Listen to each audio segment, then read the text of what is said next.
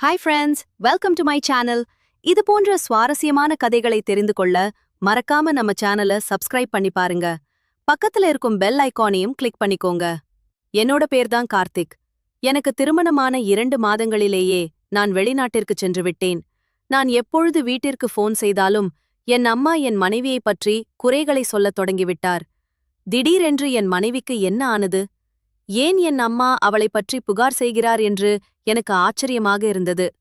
மெல்ல மெல்ல என் அம்மாவின் பேச்சை நான் நம்பத் தொடங்கினேன். என் மனைவிக்கு ஃபோன் செய்வதையும் நிறுத்திவிட்டேன். 4 ஆண்டுகளுக்குப் பிறகு நான் வீட்டிற்கு திரும்பிய பொழுது என் மனைவியை பார்த்து நான் அதிர்ச்சியடைந்தேன். அவள் உடல் மெலிந்து எலும்பும் தோலுமாக மாறிப்போயிருந்தாள். நான் அவளிடம் பேசவே இல்லை. அடுத்த நாள் நவராத்திரி நடந்து கொண்டிருந்தபோது பெண் குழந்தைகளுக்கு உணவு வழங்கிக் கொண்டிருந்தார்கள். அவள் முழுமையாக 9 நாட்கள் விரதமிருந்தாள். அந்த மகிழ்ச்சியில் அவளுக்கு ஆசீர்வாதம் செய்ய அவளது அறைக்குச் சென்றேன். அங்கு நான் கண்ட காட்சியைக் கண்டு என் கண்கள் அப்படியே உறைந்து போயிற்று. எனக்கு 25 வயதான பொழுது என் அம்மா 2 பெண்களின் புகைப்படங்களைக் காட்டி, "இதில் ஒருவரை உன் வாழ்க்கைத் துணையாக தேர்ந்தெடு" என்று சொன்னார். நான் 2 புகைப்படங்களையும் உற்று பார்த்தேன். அதில் ஒரு பெண் மிகுந்த அழகாகவும் சிவப்பாகவும் இருந்தாள். மற்றொரு பெண்ணோ மாநிறம். ஆனால் அவளது கண்கள் மற்றும் முகம் மிக அழகாக இருந்தன. அவள் முகத்தில் ஒரு அப்பாவித்தனமும் தெரிந்தது. நான் அந்த பெண்ணின் புகைப்படத்தை எடுத்து, "அம்மா, இந்த பெண் யார்?" என்று நான் கேட்டேன். என் பதிலைக் கேட்டு என் அம்மா வியந்து, "என் மகனே, சிவப்பான பெண்ணை விட்டுவிட்டு இவளை நீ தேர்ந்தெடுத்தாயா?" என்று கேட்டார். அதற்கு நான், "அம்மா, இவள் மிகவும் அப்பாவியாக தெரிகிறாள். வீட்டிற்கு வந்தால் உங்கள் அனைவருடனும் எளிதாக பழகிவிடுவாள். அம்மாவுக்கும் மனைவிக்கும் இடையிலான சண்டையில் நான் சிக்கிக் கொள்ள விரும்பவில்லை" என்று பதிலளித்தேன். என் பேச்சைக் கேட்டு என் அம்மாவும் சிரித்துக்கொண்டே சொன்னார், "நீ சொல்வதும் சரிதான். இவள் ஒரு அனாதை பெண். இவளுக்கு முன்பும் பின்பும் யாருமில்லை. இவளது அத்தையும் இவளை ஒரு சுமையாகக் கருதி எப்படியாவது திருமணம் செய்து வைத்து தன் பொறுப்பை தீர்த்து கொள்ள நினைக்கிறாள். உனக்கு இவளை பிடித்திருந்தால் நான் இதை பேசி முடிக்கிறேன்." ஆனால் உண்மையைச் சொல்லப்போனால் எனக்கு அந்த சிவப்பான பெண்தான் பிடித்திருந்தது. இருந்தாலும் உன் கருத்தும் சரிதான். சிவப்பான பெண் வந்தால் நமக்கு தலைகணம் காட்டுவாள். என் சகோதரிகளுக்குத் தெரிந்தபோது அவர்களுக்கு முதலில் ஆச்சரியமாக இருந்தது. பிறகு தங்களுக்கு ஒரு குணமான அண்ணி கிடைக்கப் போகிறாள் என்று அவர்களும் மகிழ்ச்சியடைந்தார்கள். விரைவில் திருமணமும் நிச்சயிக்கப்பட்டது. அந்த பெண்ணின் அதிர்ஷ்டமோ அவள் கால் வைத்த நேரமோ என்னமோ, எங்கள் வீட்டில் பல மாற்றங்களும் நிகழ்ந்தன. திருமணம் நிச்சயமான அதே நேரத்தில் பல ஆண்டுகளாக கிடைக்காமல் இருந்த எனது வெளிநாட்டு விசாவும் கிடைத்துவிட்டது. எனக்கு ஜெர்மனியில் ஒரு நல்ல வேலை கிடைத்தது. இந்த செய்தியைக் கேட்டு பெண் வீட்டாரும் வியந்தனர். நான் சீக்கிரம் வெளிநாடு செல்ல வேண்டியிருந்ததால் என் அம்மா திருமணத்தை மிக எளிமையான முறையில் நடத்தி முடித்தார். திருமண இரவில் முதலில் நான் தேவியை பார்த்தேன். அவள் மாநிறமாக இருந்தாலும் மிகுந்த பேரழகியாக இருந்தாள். மாநிறம் என்பது சிவப்பை விட அழகானது. அழகு என்பது குணத்தில்தான் இருக்கிறது என்பதை அவளை பார்த்த பிறகுதான் உணர்ந்தேன். அவள் பார்ப்பதற்கு மட்டுமல்ல, அவள் பேசும் பேச்சிலும் அனைத்திலும் இனிமையாக இருந்தாள். அன்று இரவே அவளிடம், "வாழ்க்கையின் எல்லா மகிழ்ச்சியையும் உனக்கு தருவேன்" என்று வாக்குறுதி அளித்தேன். அதைக் கேட்டு அவள் கண்களில் கண்ணீர் வந்தது. அவள் என்னிடம், "பெற்றோர் இறந்த பிறகு நான் ஏதோ வாழ்ந்து கொண்டிருந்தேன். ஒவ்வொரு உறவும் என்னை தங்கள் தேவைக்காக பயன்படுத்திக் கொண்டது. அதனால் யாரிடமும் எனக்கு எந்த எதிர்பார்ப்பும் இல்லை. மகிழ்ச்சி அடையும் அளவுக்கு என் விதி அவ்வளவு நல்லதும் இல்லை. சோதனைகள் மட்டுமே என் விதியில் எழுதப்பட்டுள்ளன" என்று வருத்தத்துடன் கூறினாள். அவளது பேச்சைக் கேட்டு அவளுக்கு எந்த துன்பமும் தரமாட்டேன் என்று நான் மீண்டும் உறுதியளித்தேன். என் வார்த்தைகள் அவளுக்கு நம்பிக்கையை அளித்தன. அப்போது அத்தையின் வீட்டில் ஒரு வேலைக்காரி போல வாழ்ந்த அவள், இந்த ஒரு அனாதை பெண்ணையும் வரதட்சணை இல்லாமல் யாரும் அழைத்துச் செல்ல மாட்டார்கள் என்று நம்பியிருந்தாள். ஆனால் என் அன்பு அவளை மாற்றியது. திருமணத்திற்குப் பிறகு சில நாட்கள் மிகவும் ஆழமாக கழிந்தன. அவள் தன் ஆசைகளை என்னிடம் பகிர்ந்து கொண்டாள். நானும் அவள் சொல்வதை அக்கறையுடன் கவனிப்பேன். அப்போது தேவி மிகவும் புத்திசாலி பெண்தான். இப்பொழுது அன்பாகவே நடந்து கொள்வாள்.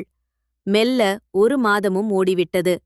அதன் பிறகு நான் ஜெர்மனிக்குச் செல்லும் நேரமும் வந்தது.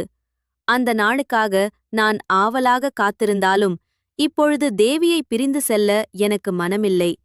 ஆனால் குடும்பத்தின் எதிர்காலம் என் கையில் இருந்தது.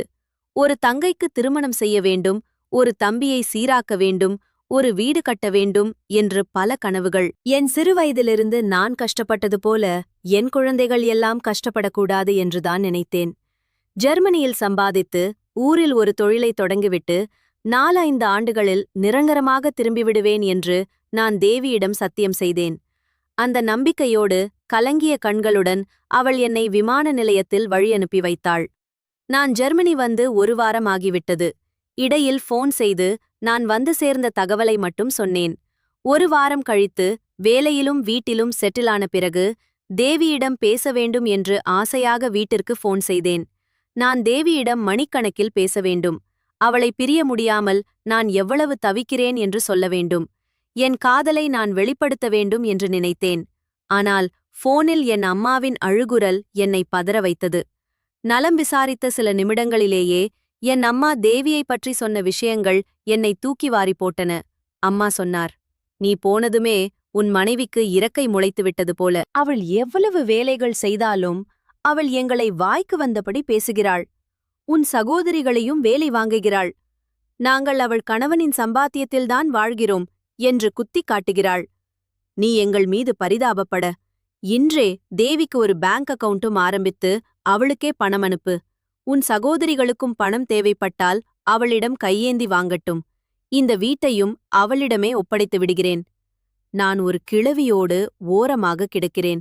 எனக்கு எதற்கு பணம்? நான் பூஜை புனஸ்காரம் செய்து உனக்காக வேண்டிக் கொண்டிருப்பேன். இப்பொழுது இந்த வீடு மருமகளுடையது. ஏனென்றால் நீதான் சம்பாதிக்கிறாய். நாங்கள் அனைவரும் உன் மனைவிக்கு அடிமைகளாகிவிட்டோம்." அம்மாவின் கண்ணீரும் இந்த பேச்சும் என் உடலில் தீயாய் மூட்டியது. நான் ஆத்திரத்தில் சொன்னேன், "அம்மா, தேவிக்கு அக்கவுண்ட் எதுவும் தேவையில்லை. நீங்கள்தான் வீட்டின் பெரியவள். நான் உங்களுக்கே பணம் அனுப்புகிறேன். உங்களுக்கு தோன்றியபடி அனைத்துச் செலவையும் செய்யுங்கள். வீட்டை நீங்களே நடத்துங்கள். சீதாவிற்கு இன்னும் பக்குவம் வரவில்லை. அவளுக்கு குடும்பம் நடத்த தெரியாது. என் சகோதரிகள் என் மனைவி முன் கையேந்துவதை என்னால் ஏற்றுக்கொள்ள முடியாது. பொறுத்து கொண்டு வாழ்ந்தாலும்..." மேலும் கோபத்தில், "தேவிக்கு என்ன ஆனது? அவள் முன்பு இப்படி இல்லையே" என்றேன். அதற்கு என் அம்மா, "நீ போன பிறகுதான் அவள் தன் சுயரூபத்தை காட்டுகிறாள். இப்பொழுது அவள் ஒரு பெண் சிங்கமம் போலவே அதிகாரம் செய்கிறாள்" என்றார். நீண்ட நேரத்திற்குப் பிறகு அம்மா தேவியிடம் போனை தந்தார். அது வெறும் 2 நிமிட பேச்சுதான். அந்த 2 நிமிடமும் நான் அவளை கத்தித் தீர்த்தேன். "என் அம்மாவையும் வீட்டையும் நன்றாக கவனித்துக்கொள். என் சகோதரிகளிடம் ஒழுங்காக நட. அவர்கள் படித்துக் கொண்டிருக்கிறார்கள். அவர்களிடம் வீட்டு வேலை எதுவும் வாங்காதே.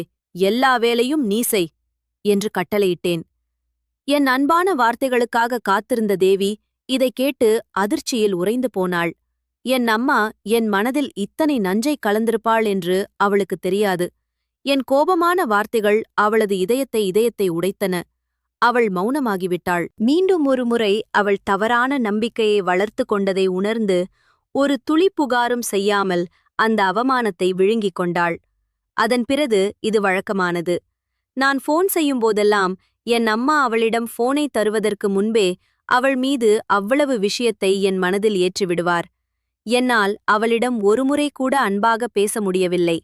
எப்போதுமே கோபமாகவே பேசினேன். நான் ஜெர்மனிக்கு வந்து 3 மாதங்கள் ஆன பிறகு நான் தந்தையாக மாறப்போகிறேன் என்ற செய்தியை என் அம்மா என்னிடம் சொன்னார். எனக்கு ஆச்சரியமாக இருந்தது. "நான் வந்து 3 மாதங்கள் ஆகிறதே, இது எப்படி சாத்தியம்?" என்று கேட்டேன். அதற்கு அம்மா, "ஆரம்பத்திலேயே சொல்லாமல் இருந்தேன். நீ அங்கே கவலைப்படுவாய், கனவு காணத் தொடங்குவாய், ஏதாவது ஆகிவிட்டால் உன் மனம் உடைந்து போய்விடும் என்றுதான் சொல்லவில்லை. உன் மனைவிக்கு இந்த குழந்தையை பெற்றுக்கொள்ள இஷ்டமில்லை.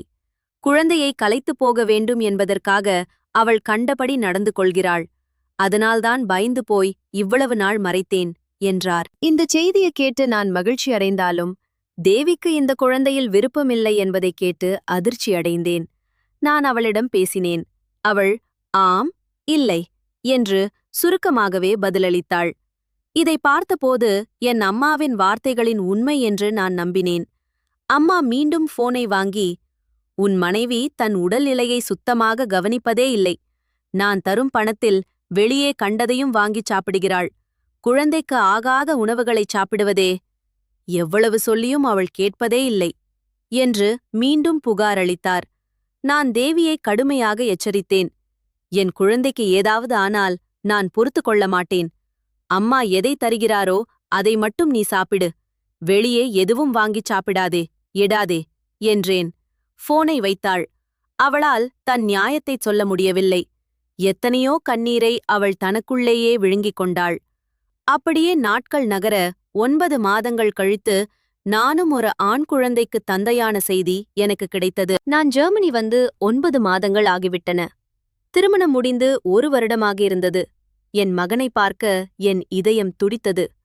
ஆனால் 4 வருட ஒப்பந்தம் இருப்பதனால் என்னால் உடனே வர முடியவில்லை. அப்பொழுது அம்மா போனையும் குழந்தையின் அருகே வைப்பார். அதனால் சிரிப்பொலி கேட்டு என் மனம் மகிழும்.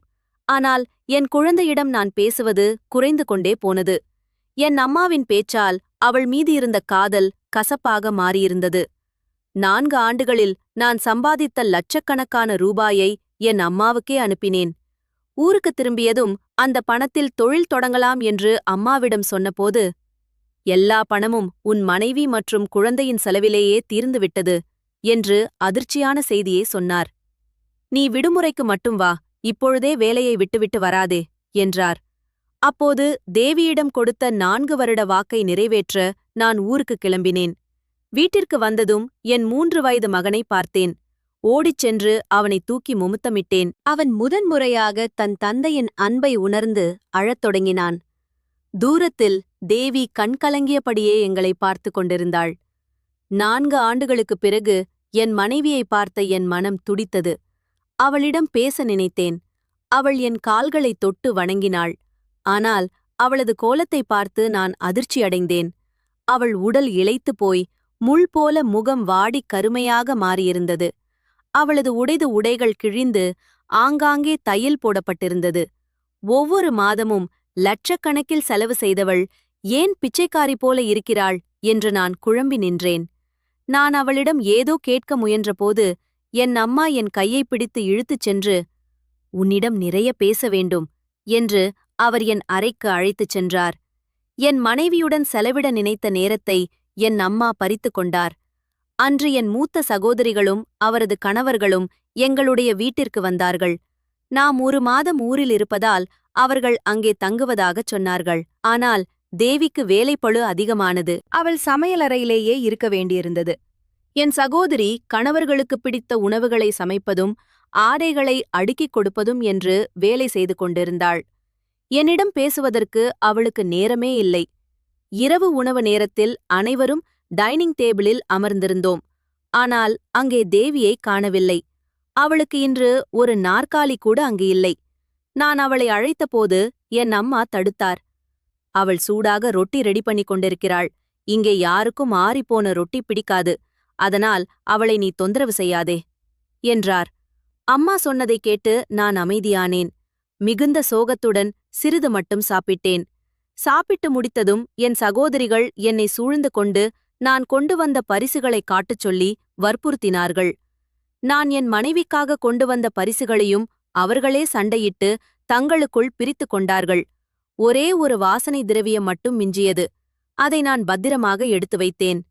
இரவு 2 மணி அளவில் தேவி அறைக்குள் வந்தாள். அவள் மிகவும் களைப்பாக இருந்தாள். நான் அவளை அணைத்து அரவணைத்து பேச முயன்றேன். ஆனால் அவளிடம் எந்த பதிலும் இல்லை. ஆம், இல்லை என்று மட்டுமே சொன்னாள். நான் கொடுத்த வாசனை திரவியத்தை அமைதியாக வாங்கிக் கொண்டாள். அதன் பிறகு நான் என் மகனுக்காக கொண்டு வந்த பொருட்களை பார்க்கும்போது மட்டும் அவள் கண்களில் மகிழ்ச்சி தெரிந்தது. அவள் ஓய்வெடுக்கச் சொன்னபோது, இல்லை, நான் சகோதரிகள் அனைவரின் துணிகளையும் துவைக்க வேண்டும், அதனால் எனக்கு வேலை அதிகமாகிவிடும் என்று கூறிவிட்டு அவளும் சென்றாள். அவள் சென்ற பிறகு நான் அலமாரியை திறந்து பார்த்தேன். அங்கு ஒரு புதிய துணியோ நகையோ அல்லது மேக்கப் பொருட்களோ எதுவுமே இல்லை. திருமணத்தின் போது நான் எடுத்துக் கொடுத்த பழைய துணிகள் மட்டுமே இருந்தன. என் அம்மா சொன்னதற்கும் இங்கே நான் காண்பதற்கும் சம்பந்தமே இல்லாமல் இருந்தது. அடுத்த நாள் என் சகோதரிகள் ஊர் சுற்றுவதற்கும் ஷாப்பிங் செல்வதற்கும் ஆசைப்பட்டார்கள். தேவி சமையலறையில் தனியாக சமைத்துக் கொண்டிருந்தாள். அப்பொழுது என் சகோதரிகள் அணிந்திருந்த கனமான தங்க நகைகளை நான் கவனித்தேன். அவர்களின் கணவர்கள் சாதாரண வேலை செய்பவர்கள். அவர்களால் அவ்வளவு நகைகளை வாங்க முடியாது. இவ்வளவு நகைகள் எங்கே என்று கேட்டேன். என் அம்மா பதற்றத்துடன், நான் தான் சேமித்து வைத்து அவளுக்கு கொடுத்தேன் என்று சமாளித்தார். அடுத்து என் தம்பி ஒரு தொழிற்சாலையை வைத்திருப்பதாகச் சொன்னான். ஒரு வேலையும் செய்யாத அவனுக்கு எப்படி இவ்வளவு பணம் வந்தது? 2 நாட்களுக்குப் பிறகு என் தங்கை வீட்டிற்குச் சென்றேன். அங்கே இருந்த ஏசி, விலை உயர்ந்த பர்னிச்சர்கள் மற்றும் அவள் கணவன் வைத்திருந்த கார் ஆகியவற்றை பார்த்து அதிர்ச்சியடைந்தேன்.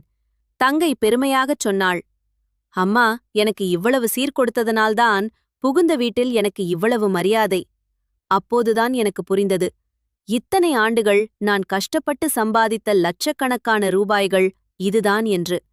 என் உழைப்பில் என் சகோதரிகளும் என் தம்பியும் தொழிற்சாலைகள் வைத்தும் நல்ல சுகமாகவும் இருக்கிறார்கள். ஆனால் எனக்காக உழைத்த என் மனைவி ஒரு வேலைக்காரியாக மாற்றப்பட்டிருந்தாள். இத்தனை நடந்தும் தேதி என்னிடம் ஒரு வார்த்தை கூட புகார் செய்யவில்லை என்று நான் வருந்தினேன். நவராத்திரி முடிந்து பெண் குழந்தைகளுக்கு உணவு வழங்கும் நாளும் வந்தது. நான் ரகசியமாக அப்போது கதவுக்கு அருகில் என் மகனுக்கு புத்தாடைகளை வாங்கி வந்து அலமாரியில் வைத்திருந்தேன். அவளிடம் மன்னிப்பை கேட்க வேண்டும் என்று காத்திருந்தேன். அன்று காலை நான் அறைக்குள் நுழைந்தபோது தேவி என் மகன் ஆரவுடன் அழுது கொண்டே பேசிக் கொண்டிருந்தாள். ஆரவ், ஏன் எனக்கு எப்போதும் பழைய துணிகளை கொடுக்கிறீர்கள்? மற்றவர்கள் போடும் பழைய துணியை நான் ஏன் போட வேண்டும் என்று அழுது கொண்டிருந்தான்.